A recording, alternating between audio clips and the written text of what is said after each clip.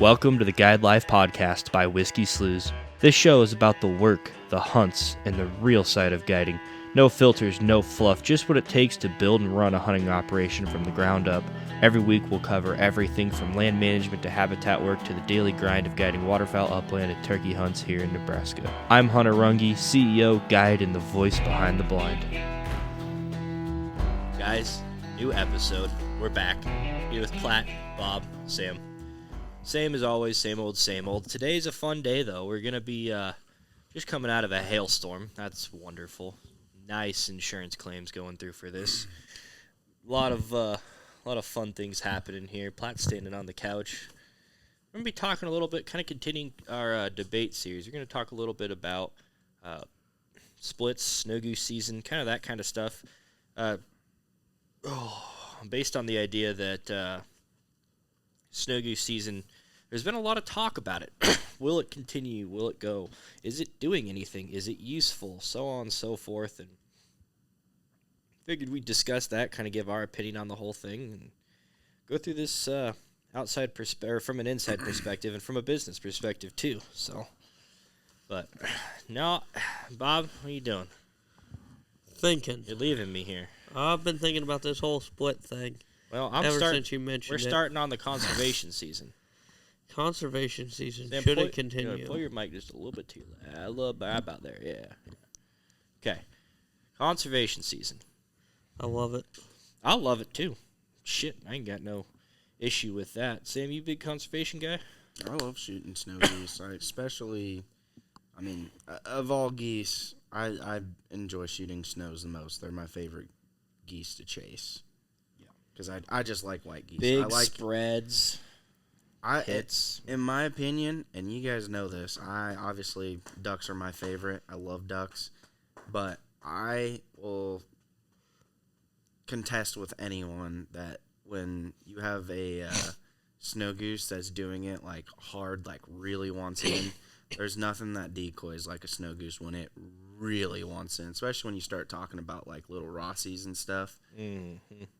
Nothing does it like them. Nothing maple leafs like a snow goose maple leafs. Oh, yeah. No, for sure. See, my thing is on the snow goose season, does it actually do damage to the population? No, not at all. No, it does not. That's a fact. I have seen a lot of different statements, but I've seen a lot of, I'd almost call it propaganda in this way, saying like there is less birds, there is, I think the population, saying that's why harvest numbers are down. But when reality, a lot of it's pressure. I do believe that they get hunted a lot, but numbers are definitely not down. I do think that the harvest across the board, it might slow the growth a little bit, but not enough. Yeah. So, just reading here, it says the population is estimated around 10 million, significantly lower than its all-time high in 2013 of 16 to 18 million. Excuse me. It says during the late 2000s, white winter surveys said 17.5 million before the population began a sharp decline. By 2022, the midwinter index had dropped below 5 million, similar to levels seen around the early 90s. So the mid-continent population is substantial, but has declined considerably from its peak around the mid-2000s to 10 million adults today. Now, you see, I'll tell you one thing. I typed this into ChatGPT. Yeah. I have heard 10 million. I've heard 5 million. I've heard 15 million. I've heard 22 million. I was going to say those are not the numbers I've heard. Yeah, I've heard different numbers from everybody, and I don't know what the answer is to trust. Yeah, it's definitely hard to say. I mean, I can tell you we saw less numbers build on our roosts this year than past years, but I don't think it was because the population was down. I think it was just because they were moving through and not staying. We didn't have the snow line to hold them. We didn't have any of that. The midwinter index in 22. So we had at one point on one of our roosts 2.5 or 6 million snow geese on our one roost. So you're telling me half of the, and that was spring of 23, so right after this index was dropped. So you're telling me half of the entire mid-continent population was sitting on our lake? Because our estimate was done by the Fish and Wildlife and the Nebraska Game Parks. Like it was a real estimate. And you're telling me that over half of those birds in the central, the mid-continent United States, half those birds were sitting on our refuge, and then squaw and also. You got to consider that this is a very small part of the flyout line. Mm-hmm. This is isn't even the very main small corridor. roost. We're on the edge of the main corridor. It's not like we're over in Missouri in that area. Squaw Creek. Yeah, and Squaw had 2 million on it that time too, I believe. So you're telling me that we had 4.6 million birds between us and Squaw. So basically, the entire population was on our big roost and Squaw's big roost. Man, I'd believe that we had a lot here, more of a big chunk of the population, but not that big. Yeah, you could sell me on maybe the 10, but not on 5. Yeah, if we had 5 million of the 10 million geese, yeah, that could make decent sense. Or 2.5 of the 10. Us and Squaws, whatever. Yeah. But there's so many little spots. You think of how many roosts you see along the river, sand pits. You go to all the other reservoirs in the state. Even if that snow line is at South Dakota on the border, you're still gonna have birds up by Gavin's Point. You're still gonna have birds on the river. You're still gonna have birds on our river, the other rivers. All that. There's still a lot of birds, and birds to the south. Yeah. No. Yeah, birds south of us in Kansas. A lot east and west. There's a lot of ground between us and Squaw and then on top of that, a lot of little roosts. We don't even talk about kind of by that refuge. I forget what it's called over there where Habitat Flats is at. And then we're not even talking about Illinois. Illinois is a huge snow goose state, But that's what I'm saying is there's just no way that can't be right. Because if we have either that or the survey estimates are wrong. Well, a big thing I'm just reading up on is the biggest reason why Texas ended it is it's been deemed ineffective at reducing populations and because of concerns about its impact on hunter behavior. Some other factors like poor recruitment of young birds, climate change, and habitat loss are more significantly drivers of population changes, which the biggest thing I can see out of all of that, outside of pressure, like Bob talked about, is I know with the climate change going, it's really reshaping up north. Yeah, it's their habitat.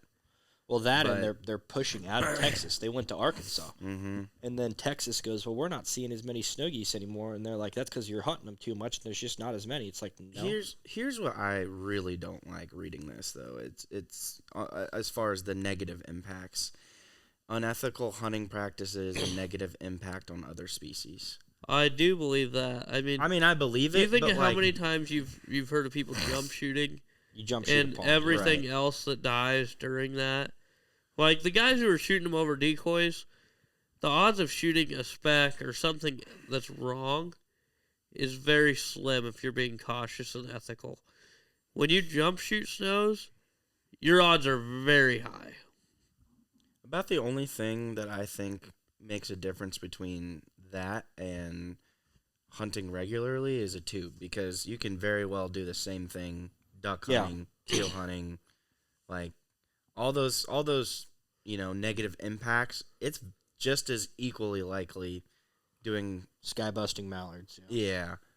But the difference is you got an extension tube and blah blah blah blah blah, but I don't know. I spoke to a gentleman who was the head biologist for the Central Flyway, and according to him, from what he told me back in the spring, right before we went to the Game and Parks meeting, was that the Fish and Wildlife had no discussions whatsoever about ending conservation season, that it's entirely up to each individual state.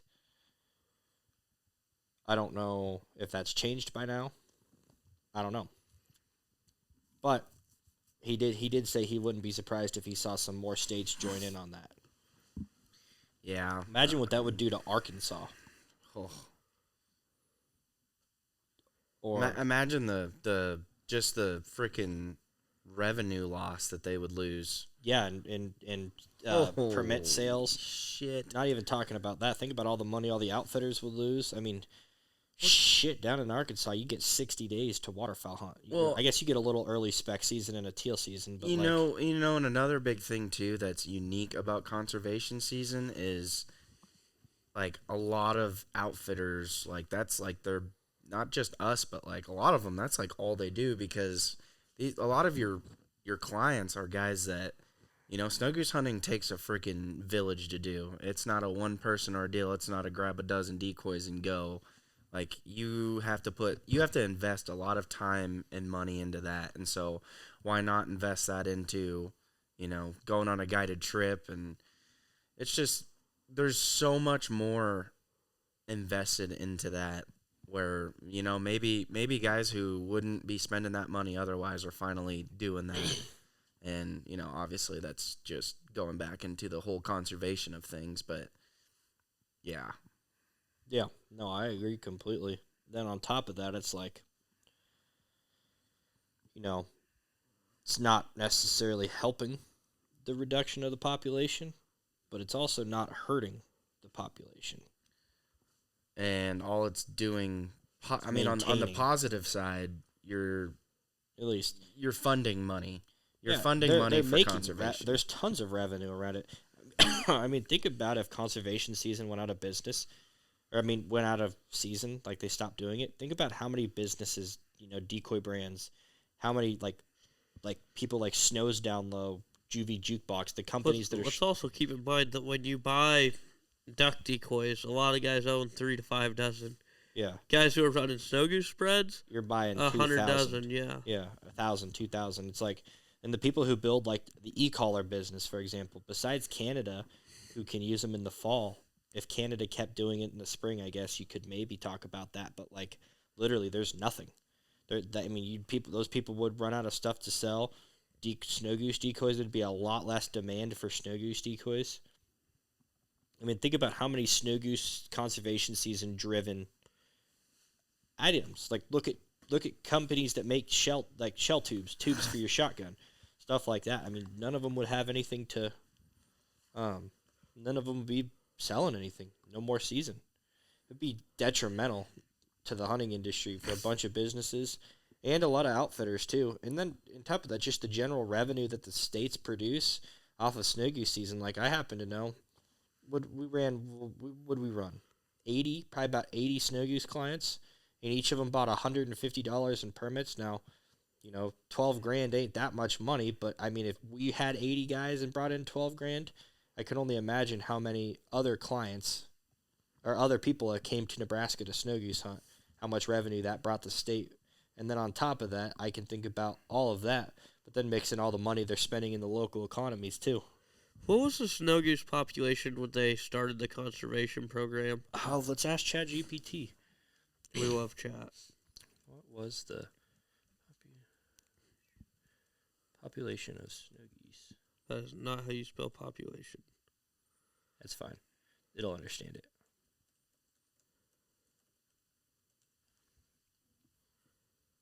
Because, like, Nebraska used to never even get snow geese, like, to speak of at all.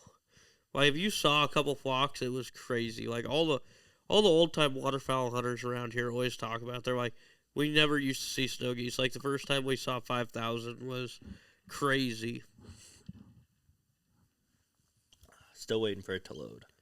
Come on, chat, load up.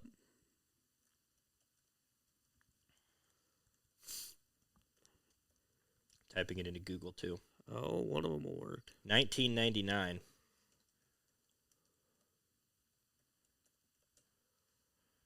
It says around 3 million snow geese. The mid-continent population was estimated around 3 million when it started.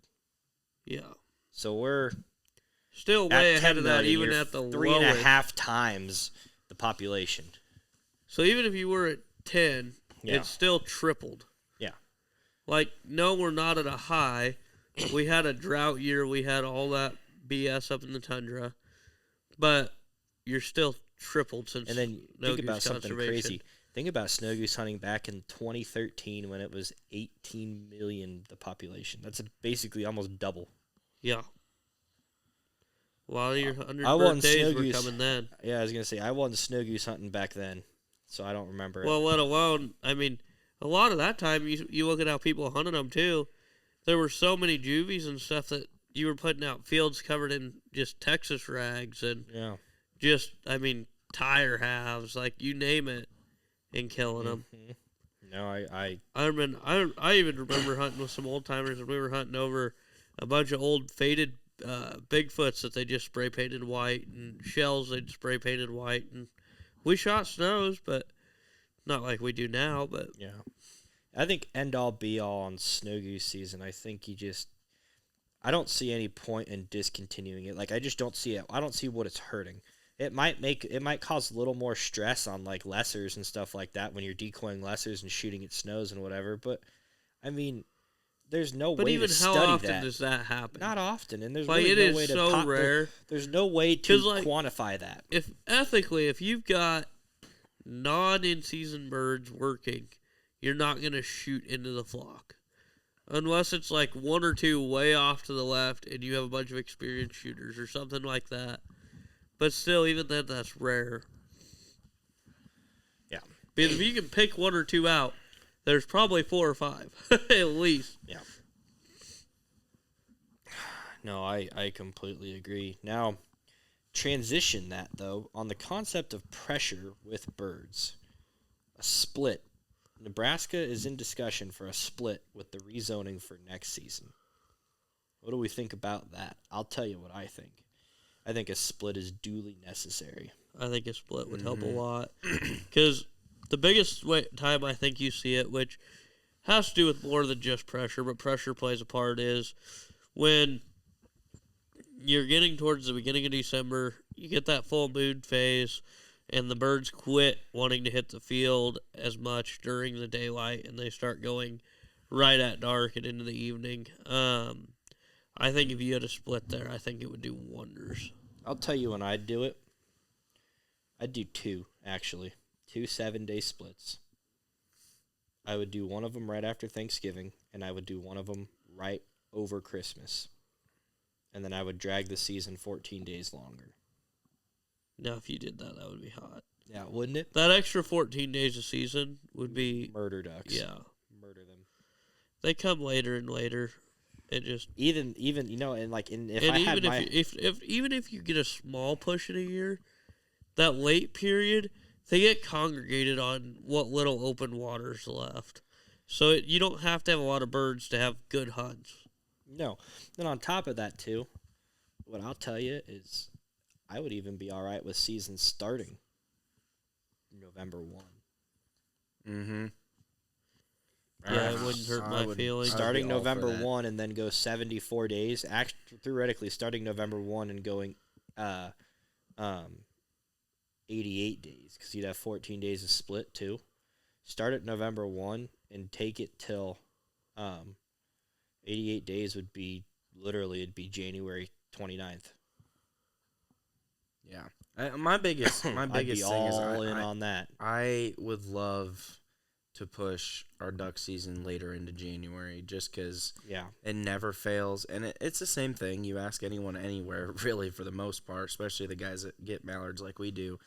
But we always get a push of mallards, like in January, right when our season ends. Oh, yeah, we're If loaded if you up. even Well, extended that's when it everything another up north week and finally a half, freezes Oh. and has Yeah. like what I'd call semi-warm water. Like, it's moving, but it's not warm. It doesn't a lot of times freeze with the weather we've been seeing until January, Yeah. and then they come down and they're on the true warm water. What's left? You want to hear my hot take on this, too? This is a really hot one. We're able to open our early season, our early zone. We're able to open that season up in like the last week into September, technically. I think as early as the federal framework allows for us, which is also a 74-day season. Imagine if you opened it up on the last week of September and then you took it to November, but you did right around opener for River. You did a 7-day split on that. I don't think you can do 2 splits though, or 3 splits. I think you can only do 2. So maybe not. Maybe you can. Maybe you can't. I don't remember. But I'm pretty sure it's only 2. say it opened at October 1 even and took it 74 days to December 14th. Not all places, so I'm not going to say all places because that would be incorrect, but most places in the early zone are marshes, farm ponds, and most years by December 14th your ducks are off those and onto the river and the other systems because they are usually starting to freeze if not frozen. That's my hot take is start the season because think about it like at most It would people in the also state, allow Nebraska hunters a longer stretch to be able to duck I was hunt, literally going to say you could hunt which would ducks be awesome. October 1 till January 29th or 30th or something of the sort. That would be so hot. Could you imagine that instead of hunting them from October 5th That till in that January late 5th? September, no, you're not going to be shooting Oh, yeah. That like was my a other lot thing. of big ducks, but you're going to It's- have so it's- many teal. Yeah, I was going to say. It's fucking stupid. It's an extended teal season. Get the kids out. Get the guys out who just want to pull Get the your trigger. fair weather hunters out. Get your fair weather Get hunters them their out. Get fill your before kids the out. Go mallards shoot the come. shit out of teal and wood ducks and the local mallards and everyone and some pintails and stuff like that. You might shoot a speck, maybe. Doubt it, but you might. But get yourself out. Enjoy the fast action. Get you some good hunting in. And then let the serious hunters hunt all the way till the end of season. Because goose season, we're smashing geese all of January, which is fine. But we'd rather have duck hunts. I'm pretty sure a lot of people would rather kill mallards as late as they can than smash straight. geese. Damn straight. And then on top of that, for like the whole thing, if you were to put something together like that and split it, it would allow you goose season during like those 2 splits. I just so happen to be those 2 splits also just so happen to be really good times to go goose and snow goose hunting. Right after Thanksgiving, all the lessers are here. Right around Christmas, that's usually when snow geese are peaking. If not just past peak, but there's a bunch of birds here. Go goose hunting for those 2 weeks. Then hunt your ducks late. I would enjoy that a lot. I couldn't agree more. Yeah, we were trying to have a debate here, but I guess I figured we'd maybe debate a little on split dates, but I guess no, we're complete agreement. Anything that prolongs the January stretch, be all for it. Yeah. I mean, because you know what too? Like, the only downside to that is when you get into that January time period, we always get a blizzard right through there somewhere. yeah, And that can be cold and fucking miserable. that first week of January. We've been pretty cold the last 2 years. I remember in high school truth be told, that thing got cold into I December, wouldn't- January. I wouldn't be opposed to the first 7 days of January being a split either. No, I could get behind that. But I just prefer Christmas because that's our break too, so we're not hunting over our break in anyways. So, Yeah. But Only thing is, for like a lot of your high schoolers, college yeah, kids, a lot of that's your their guys, grind that's when they time. go out. Anywhere around there though, those 2 weeks there, anywhere in there is what I'd prefer. Yeah. But then on top of that too, you know what else is great about that is it allows us, like everybody, not just us as guides, but everybody to take a little bit to relax, regroup, and then it's almost like it's not a huge rush of adrenaline because it's not like the end of the season. But to it's the like beginning, another opener. but it's another opener. Yep. It just feels good. It's refreshing. I am all for that. But you tell you another thing too is like the people. There's a lot of people. This is a concept that I have heard on the east side of the state. There's a lot of people who say that the river is unhuntable after middle of December because it slushes. Bull crap.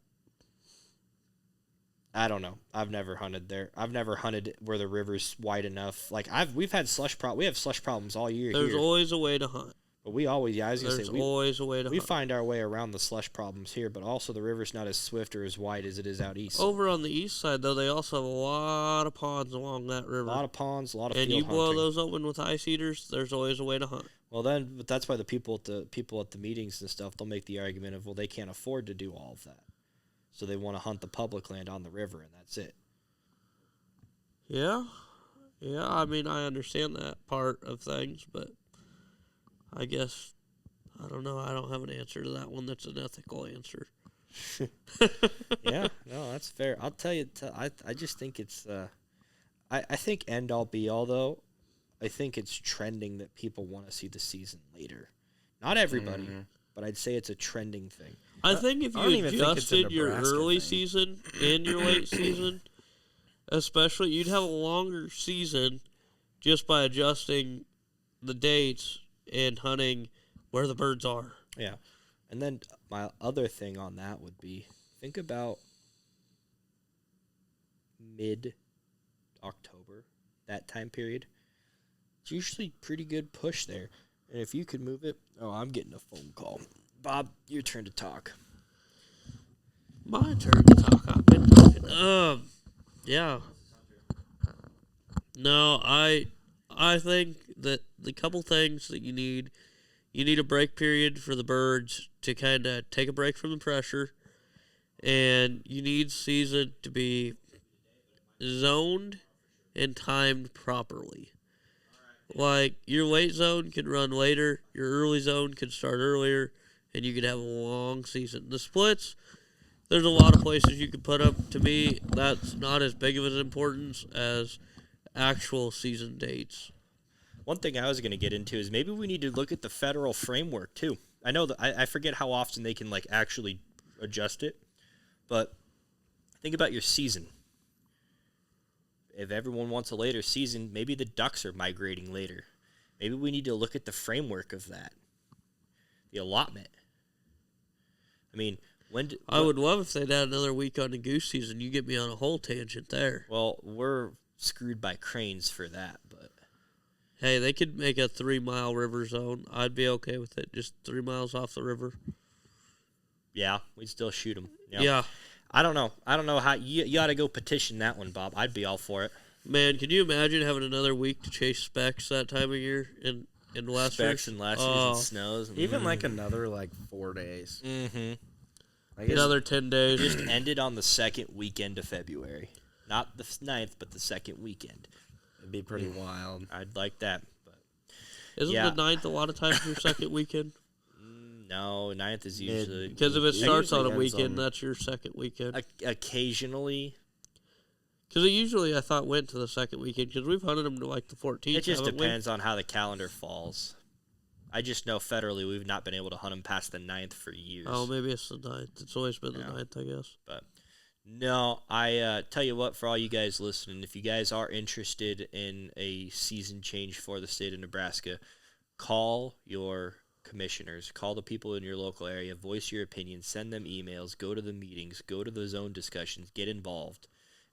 If you guys are with us or against us, no matter what, you can make a change, and you just can't sit around and let the change go by. You get out there, tell them what's going on, tell them we need to have a change, and they do listen. I do know that. I can personally say that I was at a meeting 2 years ago, and I personally vouched for a later spec and snow season, and just me personally vouching with an agreement from one of the commissioners was able to get our season pushed back a week just for me talking about it. And we were able to hunt snows and specs just a little bit later in December and snows into January. And so it is possible. They do listen, and change is important. But the biggest thing to remember on all that is, though, there are federal frameworks like the high plains, the amount of days we can hunt, so on and so forth. Those are things that no matter what we want to do, you cannot change those in the states. It's all federally, and there is nothing you can do about that. So that's, if you guys come up with an idea and go talking about it, make sure it fits within the federal framework before you consider it, or they won't even listen to what you're saying. So, but other than that, we're going to call that episode here. Thank you guys for tuning in. If you guys want to book a hunt, you can call Grant 308-224-7289. If you want to check us out on socials, at Whiskey Slews everywhere. Whiskey Slews YouTube, Whiskey Slews Instagram, Facebook, TikTok, all socials. Get out there, give it a listen, subscribe to the YouTube channel, and we'll look forward to seeing you guys on the next one.